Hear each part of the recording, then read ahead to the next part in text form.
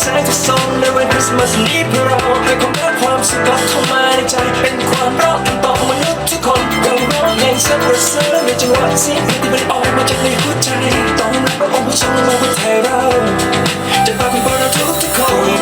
ข่าวดีมาเป็นข่าวประเสริฐที่ทูตสวรรค์ได้มันลงมาเสียงอะไรเสียงจากสวรรค์ผู้คนเดียวจากสวรรค์ได้มาองค์พระเยซูเสด็จมาเพื่อเราทรงมาจากสวรรค์ทรงมาจากสวรรค์มาเพื่อเราเป็นคนสักคนฝันองค์พระเยซูเสด็จมาที่เมืองเบธเลเฮมเป็นคนจงชมยินดีของเราพระกำลังยิสุลงมาฮาเลลูยาความสุขมากมายทุกสวรรค์ร้องเพลงสรรเราฮาเลลูยาฮาเลลูยาพระทรงบังเกิดโลกจงชื่นใจมีพระราชาประสูติให้ทุกหัวใจได้เตรียมที่ไว้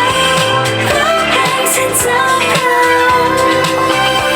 โลกที่สวยสดใสและเต็มด้วยความหมายมีแต่ความสว่างในวันคริสต์มาสที่ยิ่งใหญ่มาน้อยลงมาคือองค์พระเยซูที่สูงค่าอยากจะทำให้โลกนี้สดใสความสันติสุขไม่เป็นสิ่งที่มีค่าจะเงินทองหรืออะไรคงจะไม่ได้ไปกว่าเราบอกว่าฮาเลลูยาฮาเลลูยาถวายเกียรติองค์พระเยซูให้เรามาร่วมกันในความยินดีรวมกันถวายเกียรติแด่พระองค์ฉลองวันคริสต์มาส